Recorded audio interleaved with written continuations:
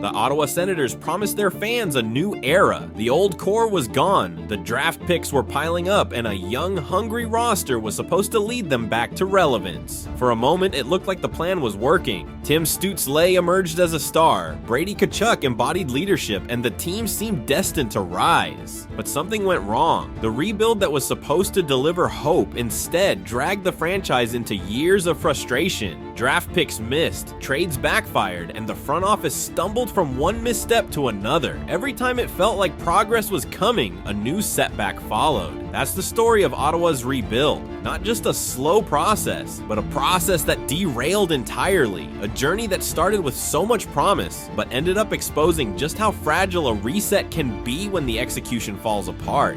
When Erik Karlsson was traded in 2018, it wasn't just the departure of a franchise defenseman, it was the signal that the Senators were tearing it all down. The message was clear. The rebuild was here. Management told fans to be patient, to trust the vision. In return, they would get a young, dynamic team ready to contend for years. And for a while, it was easy to buy into the dream. The trade brought back Erik Brännström, hyped as the next Karlsson. Josh Norris showed promise. Draft picks stacked up, and the front office painted a picture of a new golden age on the horizon. But even in those early days, warning signs appeared. The Karlsson haul wasn't as game-changing as advertised. Brännström stalled in his development. Norris, while talented, was plagued by injuries. What looked like a treasure chest of assets quickly turned into a shaky collection of uncertain pieces. The rebuild had a flashy headline, but beneath it, the foundation was already fragile. Every rebuild lives and dies by the draft. That's where contenders are built, not just through one or two stars, but through layers of talent that fill out a roster. Ottawa had the chances. What they didn't have was consistency. Jacob Bernard Docker was supposed to be a steady two-way presence, but he never became more than a fringe player. Lassie Thompson was waived before ever carving out a real NHL role. Even Brännström, once seen as Karlsson's replacement, plateaued as a depth piece rather than a cornerstone. Yes, there were bright spots. Stützle is a star, Brady Tkachuk is the heartbeat of the franchise, and Jake Sanderson looks like a future defensive anchor. But the issue wasn't about whether Ottawa hit on a few picks. It was about the sheer number of misses. Too many draft swings failed to connect, leaving the Sens without the depth that separates true contenders from teams stuck in mediocrity. The Canadiens, by contrast, played the long game. Their prospect pool became one of the deepest in the league, because even when certain picks disappointed, others emerged. Ottawa's pool, meanwhile, never reached the same breadth, and as the misses piled up, pressure mounted on management to accelerate the process. Pressure that led to decisions that would haunt the franchise.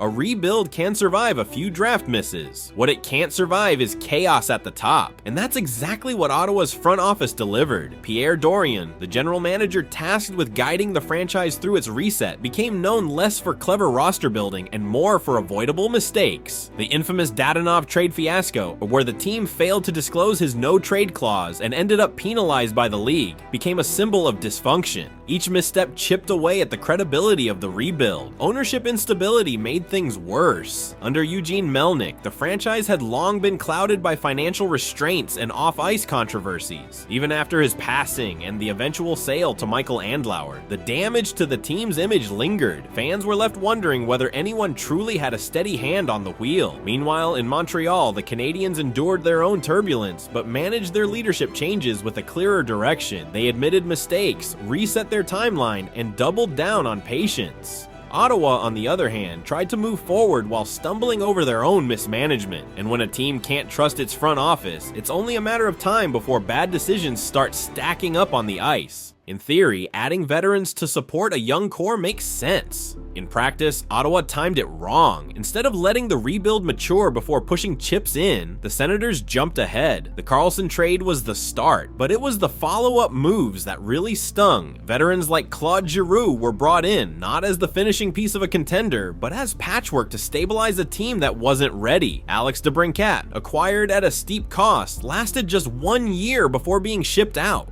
A move that drained both assets and momentum. Every rebuild faces the temptation to accelerate, to chase wins before the foundation is ready. Montreal resisted that temptation, even when fans demanded quicker results. Ottawa didn't. They spent draft capital, took risks on veterans, and ended up boxed in by decisions that left little room to maneuver. The result was a team caught in the worst possible place, too young to contend, too committed to go back, and too shallow to climb higher. And when the veterans failed to lift them up, the cracks in the rebuild widened into something much bigger.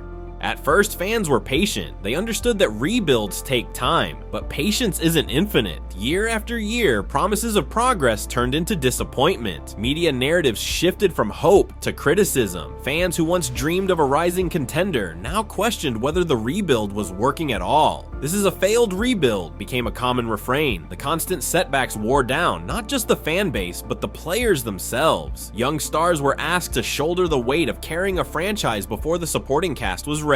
Coaching changes tried to spark new energy, but instead created more uncertainty. Meanwhile, in Montreal, the Canadiens framed their struggles as part of the plan. They didn't declare the rebuild over before the results showed it. Ottawa, on the other hand, told fans the hard part was done, while the standings told a very different story. That disconnect between the message and the reality turned frustration into anger, and anger is toxic for a rebuild. Every rebuild has a turning point, the moment when patience turns to panic. For Ottawa, it was when the organization declared the rebuild finished. Instead of letting the process play out, management shifted the narrative. They weren't rebuilding anymore, they said. They were ready to contend. The problem? The roster wasn't. The drafting pipeline had thinned. The depth wasn't there. The veterans weren't enough. And suddenly, instead of building for the future, Ottawa was chasing wins in the present with a team that simply wasn't ready. This was the collapse of the rebuild's identity. It was no longer about patience, no longer about long-term growth. It became about quick fixes, about trying to convince fans and players that success was around the corner when it clearly wasn't. And once a team abandons its identity, the path forward becomes chaos.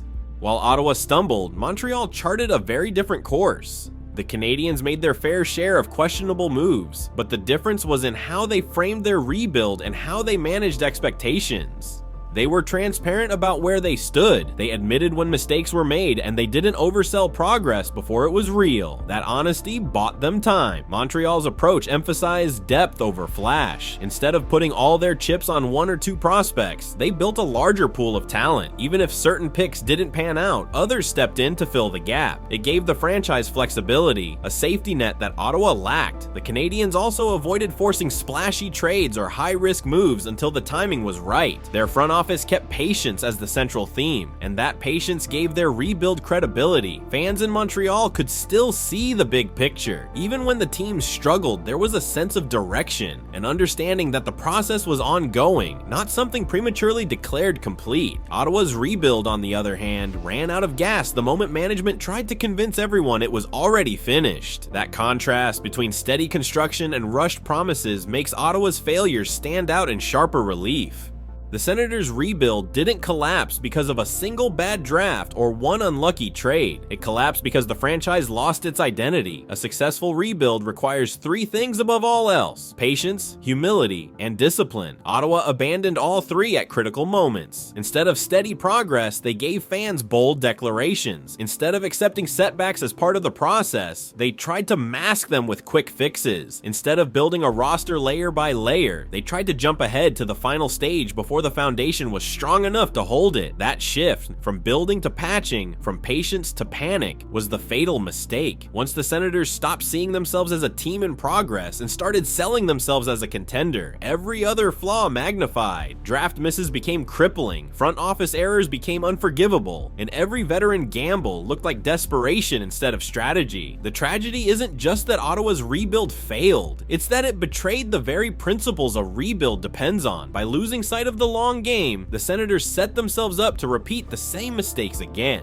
unless they finally learn what went wrong the first time. The Ottawa Senators set out to build a contender. They ended up with a cautionary tale. Draft misses left them thin, front office blunders undercut their credibility, and premature declarations of success turned patience into frustration. In the end, Ottawa's rebuild didn't just go wrong, it never truly had a chance. It was built on shaky ground, rushed before it was ready, and undone by its own lack of direction. The question now is whether they'll learn from it. Will the Senators reset again with the discipline and humility they lacked the first time, or will history repeat itself? If you want a deep dive into other rebuilds that collapsed under their own weight, from the Oilers' endless resets to Toronto's painful near misses, make sure to hit subscribe, drop a comment, and let me know which story you want next.